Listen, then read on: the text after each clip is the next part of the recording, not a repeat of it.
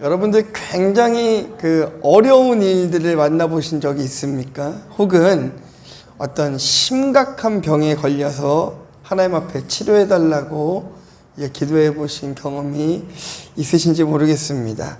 이 세상의 의학으로도 치료될 수 없는 심각한 병에 걸리게 된다고 한다면 우리들은 하나님 앞에 엎드리는 것 이외에 다른 방법을 아마 생각할 수 없을 것입니다. 그렇죠. 오늘은요, 한 자매를 소개하면서 말씀을 시작하려고 합니다. 엄청난 고난과 어려움 중에서 주님의 사랑을 깨닫고 신실한 자매로, 신실한 그리스도인으로 살아가게 된 최련아라는 자매인데요. 중국에서 태어난 조선족 4세입니다. 조선족 4세예요. 근데 이게 초등학교 4학년 때 집에서 가스폭발 사고가 일어나요. 그래서 어머니는 그 자리에서 이제 목숨을 잃게 되고 돌아가시고 본인은 온몸의 95%가 불에 다 타게 됩니다. 그래서 살아날 확률도 약 5% 미만이었다고 합니다. 하지만 기적같이 살아났어요. 이 목숨을 건져냈지만 이제 문제가 하나 생겼죠. 온몸에 엄청난 화상으로 인해서 24시간 병상에 누워서만 생활을 해야 되는 것이에요. 정상적인 삶을 살아갈 수가 없었고 그 얼굴조차도 정상적인 모습으로 살아가기가 어려웠습니다. 그때에 몸도 마음도 어려움을 겪고 있었던 이 자매에게 2명의 천사가 찾아옵니다. 첫 번째 천사는요, 중국의 엘림교회라는 곳의 한 장로님이신데요. 이 최련아 자매의 뉴스, 신문을 보고 마음에 이 자매를 찾아가서 좀 위로하고 복음을 전해야겠다라는 생각을 가지고 그 장로님께서 무작정 이 최련아 자매를 만나러 갑니다. 가서 이제 성경책을 주고 하나님께서 당신을 사랑하십니다. 당신을 위로하십니다라고 건네주었어요. 병상에 누워서 95%가 몸에 불이 다 타서 이 화상을 입은 이 자매에게 그 말이 위로가 되었을까요, 여러분? 전혀 위로가 되지 않았습니다. 오히려 하나님이 나를 사랑하신다면, 하나님이 정말 살아계신다라고 한다면 나는 왜 이런 어려움을 겪어야 될까? 나는 왜 이런 고통을 당해야만 될까? 오히려 분노와 원망만이 커져가고 있었습니다. 그러다 어느 날 장로님이 주신 성경을 그래도 한 번은 펴보자라는 마음에 성경을 펴게 되고 한 구절 읽어가면서 하나님을 만나게 되죠. 그렇게 예수 그리스도를 영접하고 나서 두 번째 천사를 만나게 됩니다. 이 한국의 광양에 계시는 크리스찬 성형외과 의사가 이 최련아 자매를 좀 치료를 해줘야겠다 해서 한국으로 불렀습니다. 그래서 무상으로 잠잘 곳을 제공해주고 먹을 것을 제공해주고 치료를 해주었습니다. 이렇게 치료를 하는 과정 속에서 또 출석하는 교회 청년들이 매일 찾아와서 자매를 위해 기도해주고 사랑을 베풀어주고 함께 찬양하고 당신은 사랑받기 위해 태어난 사람 이 찬양을 들려주면서 함께 축복해주고 그 고백이 그렇습니다. 그때 하나님이 정말 나를 사랑하시는구나를 깨달았다고 그래요. 그렇게 사랑을 베풀어주는 사람들을 통하여서 하나님의 사랑을 느끼게 되고 이 자매는 자신이 당한 사고를 원망하는 것이 아니라 이제는 좋은 사람들과 함께 하나님을 믿으면서 어떻게 선한 사업에 힘쓰고 애쓰며 살아갈 것인지 그렇게 기도하며 살아가고 있습니다. 지금까지도 정말 열심히 살아가고 있죠. 이렇게 어려운 일들을 만났을 때에 우리가 스스로 해결할 수 없는 문제에 직면했을 때에 우리는 하나님을 찾아야 되는 것입니다. 예수님의 이름에는 능력이 있어서 우리가 어떤 일을 당하더라도 하나님께서는 그것을 바꿔주실 수 있는 분이시고 그 기도에 응답해 주실 수 있는 분이라는 것을 우리가 기억하기를 주님의 이름으로 축복합니다. 오늘 본문의 말씀은요, 예수님이 이제 베드로와 야고보, 요한을 데리고 변화산이라는 곳에 올라갑니다. 그래서 이 3명의 제자들이 굉장히 신기한 한 가지 체험을 해요. 예수님의 얼굴이 변형되어서 빛나고 그 옷도 빛납니다. 희어지는 기적을 체험하게 돼요.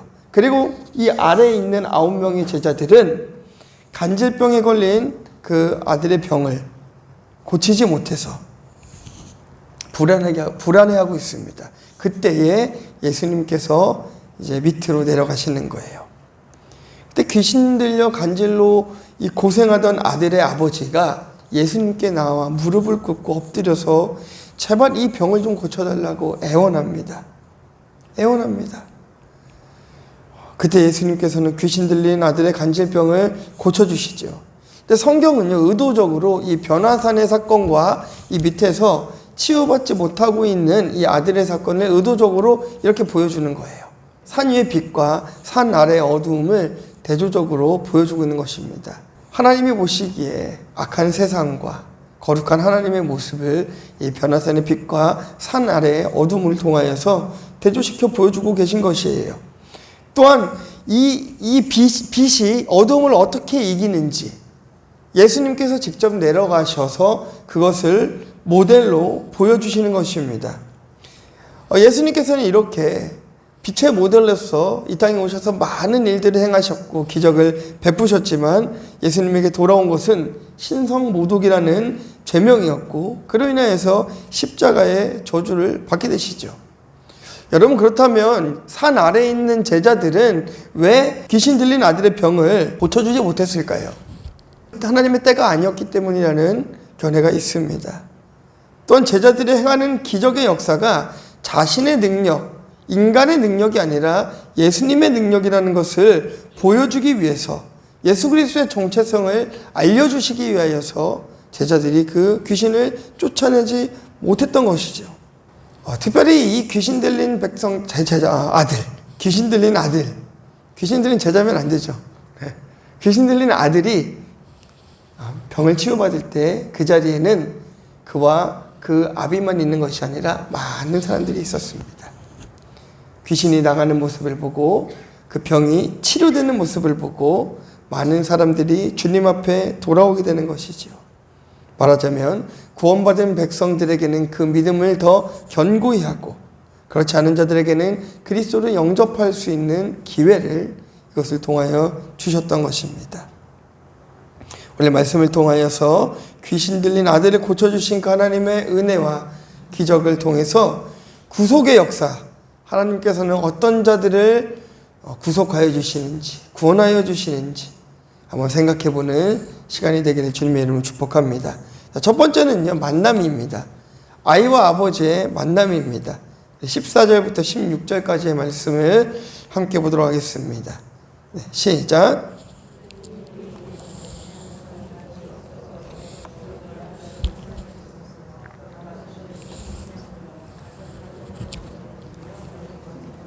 내가 주의 제자들에게 데리고 왔으나 능히 고치지 못하더이다. 변화산에서 내려오신 예수님의 그 3명의 제자들과 예수님은요, 물이 앞으로 갔습니다. 그때 한 사람이 예수님께 나와서 엎드려서 자신의 아들을 좀 고쳐달라고 막 소리치는 거예요. 소리칩니다. 그냥 내 자녀를 좀 고쳐주세요, 그것이 아니라 예수님, 내 자녀를 좀 고쳐주세요. 당신의 제자들에게 가서 보였는데도 그들이 고치지 못했습니다 라고 이야기합니다. 참 똑똑한 것 같아요. 참 영리했던 것 같습니다. 스승에게 찾아가서 제자들은 이걸 할 수 없었지만 예수님은 하실 수 있다는 것을 그가 고백하고 있는 것입니다. 근데 중요한 것은 이 아버지가 했던 행동이 굉장히 중요해요. 어떻게 했습니까? 꿇어 엎드렸습니다. 꿇어 엎드렸습니다. 이 헬라어 단어로요, 고니페테오라는 단어인데요, 이 꿇어 엎드린다라는 것은 굴복한다라는 의미가 있어요. 그 당시에 그 성경 시대에 무릎을 꿇는다라는 것은요, 굉장한 의미가 있습니다. 그 당시에 사람들은 명예와 수치를 굉장히 중요하게 생각했어요. 그래서 아무에게나 이 머리를 숙이거나 무릎을 꿇지 않았습니다. 이런 행위는요, 자신이 속해 있던 공동체 안에서 벗어나고자 할 때 다른 공동체의 수장에게 머리를 조아리는 거예요. 그러면 그 공동체로 그가 속하게 되는 것입니다. 아주 놀라운 의미 아니겠습니까? 내가 속해 있던 이 세상에서 이제는 예수님에게 모든 것을 맡기겠다는 의미인 거예요. 꿇어 엎드렸다는 것은요. 이 귀신 들린 아들의 아버지는 아들의 치료를 위해서 아주 많은 사람들에게 보였습니다. 세상의 의사들도 많이 치료했습니다. 그러나 치료받지 못했어요. 아들 하나 치료하지 못하는 무능한 아버지로서 사람들에게 손가락질 받으며 아주 수치스러운 삶을 살아가고 있었습니다. 이렇게 절망 가운데 살아가던 이 아버지와 아들은 예수님을 만나게 되는 거예요. 그리고 꿇어 엎드리게 됩니다. 그가 예수님 앞에 무릎을 꿇었다는 것은 앞으로 예수님의 다스림을 받겠다는 것이죠. 아주 강력한 의지인 것입니다. 그리고 그 모습을 예수님의 제자들과 그 자리에 있는 모든 청중들 앞에서 하는 것입니다. 여러분, 우리가 세례를 받지 않습니까? 예수님을 믿고 영접하고 우리가 세례를 받습니다. 이 세례를 받을 때에 우리가 목사님과 성도가 1대1로 세례를 베푸는 게 아니라 성도들이 보는 앞에서 세례를 베푸는 이유가 있어요. 여러분들이 증인이 되어주시는 거예요. 이 사람이 그리스도인이 되었다라는 것을 성도들이 함께 눈으로 보고 그의 고백을 보면서 증인이 되어주는 것입니다. 이 아버지가 예수님 앞에 무릎을 꿇는 모습을 많은 사람들이 봄으로써 앞으로 예수님께서 그 아들을 고쳐주시는 그 목적과 이유가 나타나게 되는 것입니다. 이 아버지는 예수님께 간절하게 호소하는데요. 아주 동정에 가까운 모습이에요. 아주 불쌍한 모습으로 주님 앞에 무릎을 꿇습니다. 이렇게 불쌍히 여기는 마음은 모든 죄인의 회복과 구원의 출발점이 된다는 것을 우리가 기억해야 될 줄 믿습니다. 이 아버지는 아들의 병에 간질이라는 사실을 이제 이야기하죠.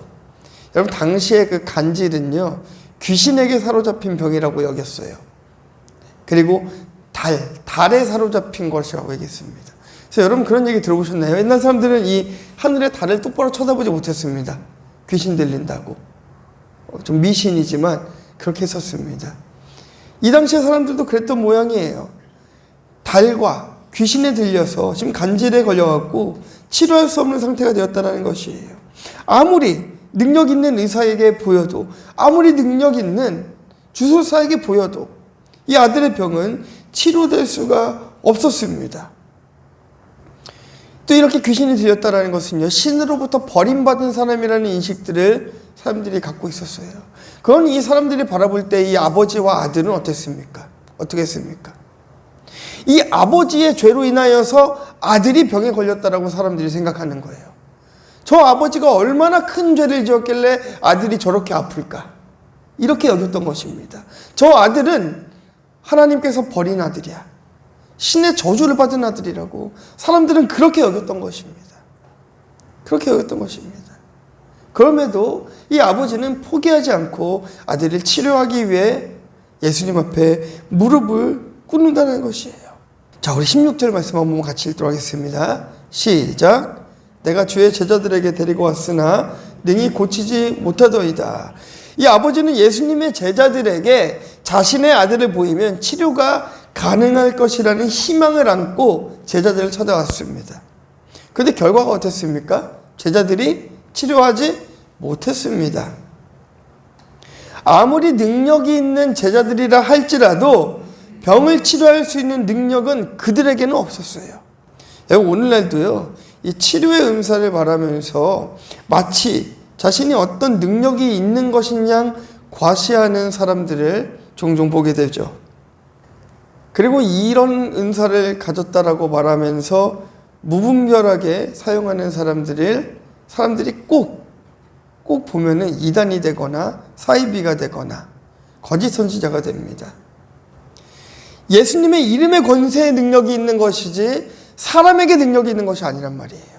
여러분 믿으십니까? 제가 이 자리에서 여러분들의 병을 제가 기도함으로 여러분들의 병이 치료된다 할지라도 그것은 제 능력이 아니라 여러분 안에 계신 하나님의 능력인 것입니다. 여러분 그것을 믿으셔야 되는 것이에요. 그래서 여러분 여기저기 쫓아다닐 필요도 없으세요. 네. 여기저기 막 찾아보실 이유도 없어요. 네. 치료받는 기도 막 이런 거 막 여러 가지 막 유튜브에 저도 말씀 준비하면서 찾아봤거든요. 엄청 많이 나와요. 여러분 찾아보실 이유가 없습니다. 여러분 안에 하나님이 계세요. 여러분 안에 성령님이 계십니다. 제자들에게 능력이 없었잖아요, 여러분. 그 능력이 있다라고 하는 제자들을 찾아갔어도 치료받지 못했습니다. 왜요? 예수 그리스도의 이름으로 치유하지 않았기 때문인 것이죠. 그 안에 예수님의 이름이 없었기 때문인 것입니다.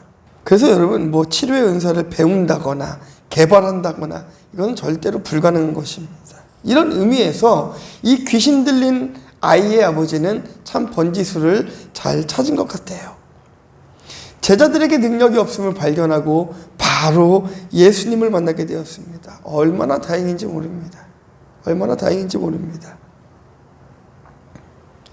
여러분, 우리는 그런 능력에 현혹되어서 쫓아가면 안 됩니다. 오직 하나님의 말씀을 의지하고 예수 그리스도의 이름을 의지해서 기도하면 여러분들 안에 질병도 가지고 있는 문제들도 반드시 해결될 것입니다. 이 아버지는 이 아이의 병을 고치기 위하여서 제자들에게 보였고 그것에 실패했을 때에 다른 방법을 찾은 것이 아니라 예수님 앞에 가서 무릎을 꿇었습니다. 우리가 주님 앞에, 하나님 앞에 무릎을 꿇을 때에 하나님께서는 이 아버지와 같이 아들을 치료해준 능력을 경험하게 될 것입니다. 자, 두 번째는요. 이제 예수님께서 꾸짖으시니까 귀신이 떠나갔습니다. 17절, 18절 말씀 두 절 보도록 하겠습니다. 시작.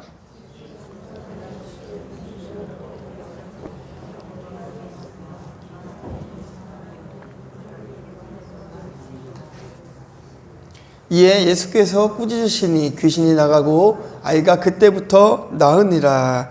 여러분, 아주 충격적인 말씀을 예수님께서 하십니다. 제자들을 향해서 뭐라고 말씀하시죠? 패역한 세대, 패역한 세대라고 꾸짖으시는데, 그리고 병든 아들을 불쌍히 여겨달라는 아버지의 소원을, 그 기도를 들어주십니다. 예수님께서 귀신을 딱 꾸짖으시니까 어떻게 합니까? 귀신이 바로 나가죠. 그리고 아들의 병이 낫습니다. 여러분, 패역하다라는 게 무엇입니까? 이 원문에 보면은요, 디아스레포라는 단어인데 왜곡하다라는 의미가 있어요. 왜곡, 패역했다, 왜곡했다라는 거예요. 예수님은 제자들을 향해서 패역한 세대라고 말씀하시는데 그것은 그들이 믿음이 없었기 때문이라는 것이에요. 지금 제자들이 행했던 그 행위에 믿음이 없었다라는 거예요. 여러분, 참 우리가 이 말씀에 귀를 기울여야 됩니다. 우리가 기도하면서도 응답받을 것을 확신하지 못하고, 우리가 기도하면서도 하나님께서 이 기도를 들으실까 의심하며 기도하고 있다는 것입니다. 제자들이 그 아들의 병에, 그 귀신을 향하여서 나사렛 예수 그리스도의 이름으로 떠나가라라고 했을 때에 이 귀신이 떠나간다라는 확신을 가지고 했어야 돼요. 근데 제자들이 그러지 못했던 것입니다. 패역한 세대라고 이야기하고 있지 않습니까? 패역한 세대. 너희들이 지금 왜곡했다라는 거예요. 하나님께서 주시는 능력을 통하여서 귀신을 쫓고 치료해야 되는데 그들은 자신의 능력을 믿고 왜곡되는 그 사역이 결국 그 어그러지는 결과가 나왔다라는 것입니다. 귀신을 쫓아내는 능력은 예수님의 이름으로 행하고 선포할 때 그 능력이 나타나는 것입니다. 하나님께서 우리에게 요구하시는 것은요, 하나님에 대한 믿음인 것이에요. 믿으십니까? 그것은 우리가 무엇을 할 수 있는가에 대한 믿음이 아니에요. 내가 무엇을 할 수 있을까? 이것에 대한 믿음이 아니라 나는 연약하지만 하나님은 하실 수 있어. 바로 이것이죠. 나는 할 수 없지만 하나님은 하실 수 있지. 나는 저를 치료할 수 없지만 예수님은 하실 수 있지. 하나님은 하실 수 있지. 이것을 믿는 것입니다. 그리고 그것을 이미 예수님께서는 그들에게 약속하셨단 말이에요. 제자들에게 이미 말씀하셨고 약속하셨는데도 불구하고 제자들은 그 은혜를, 그 권세를 마음껏 사용해내지 못했던 것입니다. 그리고 그렇게 믿음이 없는 행동들, 믿음이 없는 기도들, 믿음이 없는 선포를 할 때에 예수님께서는 제자들에게 패역한 세대라고 이야기하고 계십니다. 그리고 진정 믿음으로 귀신을 쫓아낼 때에 어떤 일들이 벌어지는가를 눈앞에서 예수님이 보여주십니다. 제자들을 이렇게 꾸짖고 나서 귀신 들린 아이를 데려와라 말씀하십니다. 그리고 예수님께서 그 귀신을 쫓아내 주십니다. 지금까지 이 아이와 아버지는 참 비참한 인생을 살았습니다. 사람들로부터 손가락질을 받아야만 했고, 귀신이 들려서 고통스럽게 살아가야만 됐고, 신의 버림을 받은 자다, 저주를 받은 자다, 이런 폭언을 들으면서 살아가야 됐습니다. 그러나 이제 예수님을 만나고 그들의 인생은 바뀌게 될 것입니다. 그 고통은 모두 사라지게 될 것입니다. 예수님을 만나면 육신의 고통뿐만이 아니라 우리의 죄의 짐이 모두 예수님께 옮겨져서 해방의 기쁨을 누리게 되는 것이죠. 진짜 이 아들과 이 아버지가 받은 복은요, 귀신이 떠나가는 복, 그 병이 떠나가는 복이 아니라 그로 인하여서 예수 그리스도를 믿고 그들이 구원받았다는 사실인 것입니다. 우리는 그것에 집중해야 되는 것이에요. 아이의 병이 나았더라, 이것에 집중하는 것이 아니라 그 아이의 병을 고쳐주신 그 목적과 그 이유가 무엇인가, 그것을 바라봐야 되는 것입니다. 여러분들은 모두 하나님의 자녀 아닙니까? 우리 모두 하나님의 자녀입니다. 하나님의 자녀들은 귀신 들린 아이가 경험했던 치유의 기적도, 구원의 역사도 모두 경험할 수가 있습니다. 중요한 건 바로 여러분들의 믿음이라는 것이에요. 제가 여러분들에게 책임을 전가하는 게 아닙니다. 네? 여러분 믿음이 없어서 그런 겁니다. 이렇게 비난하는 것도 아닙니다. 제가 요구하는 것은, 그리고 성경이 여러분들에게 요구하고 있는 것은 믿으라는 거예요. 하나님을 믿으라는 것입니다. 왜요? 병이 치유받기 위해서요? 여러분들의 문제가 해결되기 위해서요? 아니요. 더 근본적인 게 있잖아요. 여러분들의 영원한 그 나라, 천국, 그 나라를 바라보기 위해서, 구원받은 하나님의 백성이 되기 위해서 믿음을 가지라는 것입니다.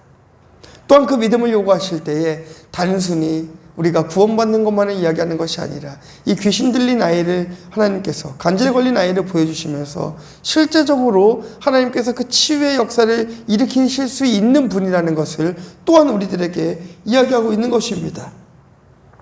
사람들은 이 귀신의 존재로, 사탄의 존재로 벌벌 떨지만 오히려 예수님께서는 나타나셔서 이 사탄의 심판과 조롱하고, 그 대상은, 심판의 대상은 바로 이 사단이라는 것을 그들에게 보여주고 계신 것이죠. 네. 귀신이 떠나갈 때 그 아이는 깨끗하게 그 즉시 치료받았습니다. 여러분, 귀신 들린 아이가, 그리고 그의 아버지가 예수님을 만난 것이 우연처럼 느껴지십니까? 전혀 그렇지 않습니다. 아주 필연적인 만남이었습니다. 하나님의 놀라우신 섭리와 그 계획 가운데에 이들은 만나게 된 것입니다. 아이가 치료되는 과정을 보시면은요, 주변에 있던 믿지 않은, 예수님을 믿지 않은 수많은 사람들이 있었단 말이에요. 아이가 치료되면서 이 주변에 있는 사람들은 보게 되는 것입니다. 저가 누구길래 이런 기적들을 베푸는가? 저가 누구기에 이러한 일들을 베풀 수 있는가? 우리가 예수님을 쫓아가야겠다. 주변에 많은 사람들이 모여들게 된 것입니다. 그래서 저는 여러분들이 한번 그렇게 기도하셨으면 좋겠습니다. 여러분, 가장 영리하고 영특한 사람은 어떤 사람이냐면요, 영특한 아이는요, 부모님의 마음을 아는 아이입니다. 내가 어떻게 행동하면 사랑을 받는지를 아는 아이가 사랑을 많이 받습니다. 우리는 그것을 고민해야 되지 않을까요? 내가 무엇을 해야 하나님이 기쁘실까? 내가 무엇을 해야 하나님이 영광 받으실까? 우리는 그것을 고민하면 돼요. 그리고 믿음으로 그걸 행동하면 하나님께서는 여러분들의 삶을 책임져 주시는 것입니다. 그것이 바로 먼저 그의 나라와 의를 구하는 것 아니겠습니까? 그리고 그 약속이 무엇입니까? 그 위에 모든 것을 더해 주신다라는 하나님의 약속 아니겠습니까? 우리가 해야 될 것은 오직 믿는 것이에요. 하나님의 역사를 믿는 것입니다. 소원하기는 여러분들의 삶이 믿음으로 변화되어서 주변에 많은 사람들이 여러분들의 삶을 바라보면서 하나님이 참 살아계시구나, 이것을 느꼈으면 좋겠습니다. 금요일날 비가 정말 많이 왔어요. 근데 교회 앞에 제 사무실에서 작업을 하고 있는데 교회 앞에 할머니 두 분이 비를 피하러 오셨습니다. 그래서 제가 안으로 들어오시라고 그랬어요. 그래서 커피 한 잔을 타드리고 비가 그치면 가세요라고 얘기를 했습니다. 근데 비가 그칠 생각을 안 해요. 한 30분이 지났는데도 비가 그치질 않아서 제가 어디 사세요? 그랬더니 휴먼시 아파트에 사신다 하더라고요. 제가 태워드리겠습니다. 하고 제가 태워드렸어요. 근데 그 할머니가 불교시래요. 근데 불교시면은 절에 가시냐고 했더니 절은 안 가신대요. 절에 안 가시는데 왜 불교라고 하시냐고. 오늘부터 그러면 예배도 참석하시고 같이 하셨으면 좋겠다 이 말씀을 드렸는데 아들이 예수를 믿는다 하더라고요. 그래서 아들이 그렇게 교회를 가자고 많이 말씀을 하신대요. 서울에 있는 아들이. 그러면서 저한테 그렇게 말씀하십니다. 좀 놀랐어요. 이렇게 말씀하세요. TV 보니까 교회 다니는 사람들은 다 나쁜 사람 같았는데 이 북림교회는 안 그런가 봐요 라고 하신 거예요. 아니에요. 교회 다니는 사람들 착해요. 제가 착합니다. 선합니다. 네. 그랬더니 뒤에 다른 할머니가 그래요. 맞아 그러시더라고요. 그래서 꼭 한번 구경하러 갈게요 하시더라고요. 그때 제가 생각했습니다. 예수 믿는 사람들의 이미지가 이래서 되겠나? 참 우리가 어떻게 살아야 될까?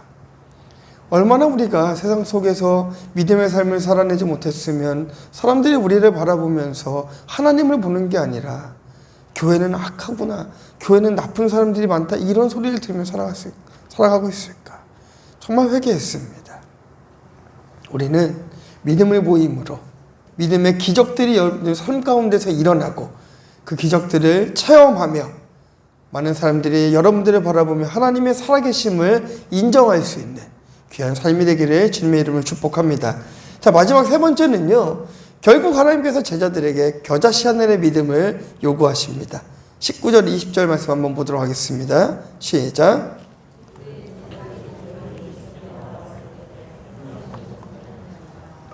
이르시되 너희 믿음이 작은 까닭이라 진실로 너희에게 이르노니 만일 너희에게 믿음이 겨자씨 하나만큼만 있어도 이 산을 명하여 저리로 옮겨지라 하면 옮겨질 것이요 또 너희가 못할 것이 없으리라.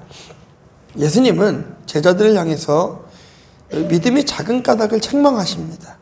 그리고 제자들에게 산만한 믿음을 요구하시는 것이 아니라 겨자씨와 같은 아주 작은 믿음을 요구하십니다. 겨자씨 하나의 믿음은 산을 옮긴 만큼의 믿음이다라고 말씀하시죠. 근데 여러분 그 믿음이라는 단어가요. 여러분 신뢰 이런 단어지 않습니까? 신뢰하다 이런 거지 않습니까? 근데 본문에 나오는 믿음을 제가 살펴보니까요. 연합의 의미가 있어요. 연합. 이 연합이라는 의미가 있습니다. 말하자면 제자들이 예수님과 완전히 연합되지 않았다라는 거예요. 예수님을 믿는다라는 것은요, 단순히 내가 예수님을 믿습니다라고 추상적으로 말하는 것이 아니라 그분의 삶을 닮아가는 것이에요. 믿음이라는 것은 연합하는 것입니다. 제자들이 귀신을 쫓아낼 때에 예수님과 연합하여 예수님의 이름으로 귀신을 쫓아냈다면 귀신은 나갔을 거예요. 그러나 완전히 그들은 하나님과 예수님과 연합되지 않은 상태에서 자신의 의를 드러내기 위해서만 귀신을 쫓아내려 했으니 귀신이 나갈 리가 없는 것이죠. 예수님은 그 믿음을 바로 책망하고 계신 것입니다. 믿음이 작다라는 것은요, 믿지 못했다라는 것을 이야기하는 것이에요. 예수님의 능력을 믿지 못했다라는 것입니다. 예수님은 자신의 능력을 제자들에게 나눠주시기를 원했습니다. 그러나 제자들은 그 능력을 갖추지 못했어요. 예수님께서 제자들을 책망하시면서 이 겨자씨를 비유로 하시면서 책망하신 것은요, 비록 작은 믿음이 얼마나 큰 생명력을 가지고 있는지를 알려주고 싶으신 거예요. 여러분, 이런 것입니다. 제가 그 성도님들에게 가장 많이 듣는 그 말 중에 하나가 무엇이냐면요, 저는 믿음이 약해서요. 저는 좀 믿음이 약해서. 여러분, 산만한 믿음이 산을 옮기는 것이 아니고요, 겨자씨 같은 믿음이 산을 옮기는 것입니다. 여러분, 그것을 아셔야 돼요. 나는 믿음이 좀 작아서. 여러분, 오늘 예수 믿은 사람이 기도하나 30년 믿은 사람이 기도하나 하나님은 똑같이 그 기도를 들으시는 거예요. 하나님이 보시는 것은 얼마나 오랫동안, 얼마나 많이, 얼마나 정성을 들여 기도했나를 보시는 것이 아니라 얼마나 믿음으로 기도했나를 보신다라는 것이죠. 겨자씨는 곧 믿음인 것입니다. 산을 옮길 만한 믿음이 있다는 것은 그 작은 믿음만 있어도 예수님의 능력은 우리 안에서 나타난다는 거예요. 그 말인즉슨 믿기만 하면 된다는 것입니다. 네. 나는 연약해서요. 나는 믿음이 좀 작아서요. 여러분, 그건 다 우리 생각이에요. 그 연약한 여러분들을 하나님께서 쓰시겠다라고 하지 않으십니까? 그 연약한 여러분들을 하나님께서는 그 겨자씨 같은 믿음을 사용하시겠다라고 말씀하고 계시잖아요. 여러분, 그 겨자씨는요, 그 당시에 아주 가장 작은 씨앗으로 간주됐습니다. 성장하면 약 3에서 5mm까지 자라난다고 합니다. 대신에요, 원줄기는 새가 앉아도 부러지지 않을 만큼 강하다고 그래요. 작지만 강하다라는 거예요. 작지만 강하다라는 것입니다. 예수님은 사람들이 하찮게 여기는 이 겨자나무를 사용하시고 그 작은 씨앗의 믿음을 요구하고 계셨던 것입니다. 작은 겨자씨 그리고 큰 산을 대조하시면서 근본적인 믿음이 얼마나 중요한 것인가를 이야기하고 계셨던 것입니다. 제가 요즘에 좀 보고 있는 책 중에요, 하나님의 큰일이라는 책을 보고 있어요. 물론 전에 제가 다 읽었던 책들이긴 한데요. 바빙크, 저자는 바빙크인데 굉장히 개혁주의 신학에 정통하신 분이죠. 칼빈 다음으로 제가 바빙크 신학을 좋아할 정도로 굉장히 좀 해박하고 또 그의 주석도 좀 즐겨보고 있습니다. 하나님의 큰일, 아주 오래전에 쓰인 것이거든요. 요즘 어거스틴의 신국론도 좀 다시 보고 있습니다. 전부 다 굉장히 오래된 고전서적들이에요. 그런데 제가 아주 근본적인 믿음이 무엇인가를 찾고 싶고 그것을 공부하고 싶을 때는 저는 고전을 봅니다. 왜 그러냐면요, 아주 뚜렷하거든요. 오히려 시간이 지나오면서 이 믿음이라는 것이 추상적으로 변해왔어요. 그 당시의 사람들은 그것이 추상적이지 않았습니다. 예수님도 제자들에게 추상적인 믿음을 요구하시지 않았습니다.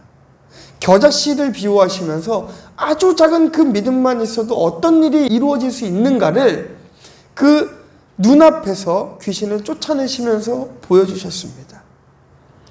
여러분, 예수님의 이름에는 능력이 있습니다. 그리고 그 능력은 우리들이 다 가지고 있어요. 여러분, 하나님의 형상대로 우리가 지음받았다는 것을 믿으십니까?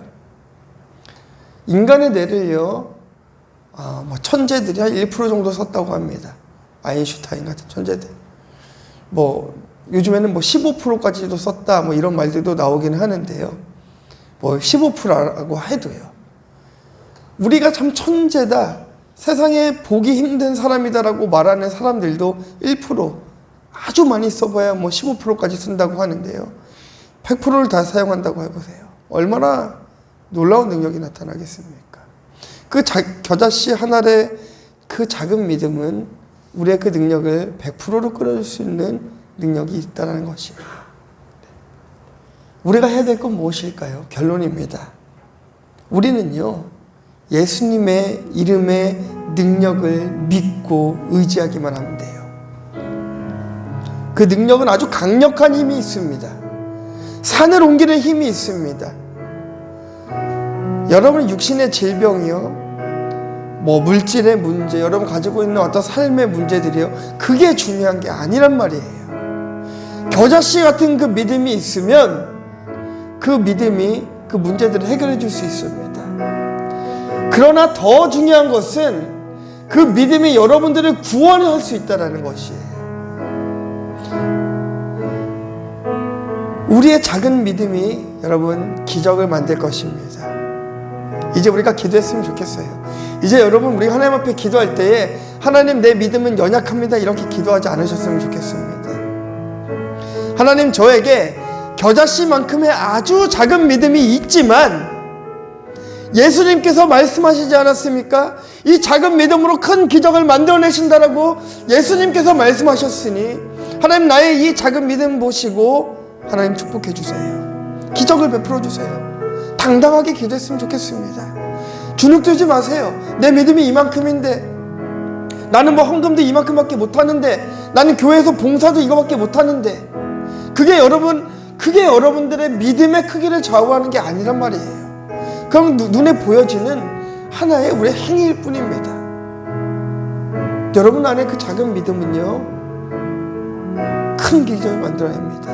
물론 그 믿음이 안에 들어오기 시작해서 싹트기 시작하면 봉사도 하고 싶고 헌신도 하고 싶고 더 많은 것을 주님 앞에 드리고 싶어지겠지요. 지금 여러분 그것을 이야기하는 것이 아닙니다. 우리가 기도할 때 이제는 하나님, 내가 작습니다, 내가 연약합니다, 내 작은 믿음입니다, 이렇게 기도하지 말자라는 거예요. 우리 한번 이 시간 기도했으면 좋겠습니다. 하나님, 겨자씨 같은 믿음, 겨자씨만한 믿음 제가 하나님 드렸습니다. 내 삶 가운데 큰 기적을 베풀어 주세요. 육신의 질병 치료해 주세요. 어려움에서 벗어나게 해주세요. 기도의 제목들 응답되게 해주세요. 기적을 베풀어 주세요. 이 시간 함께 한번 기도하도록 하겠습니다. 하나님 감사합니다.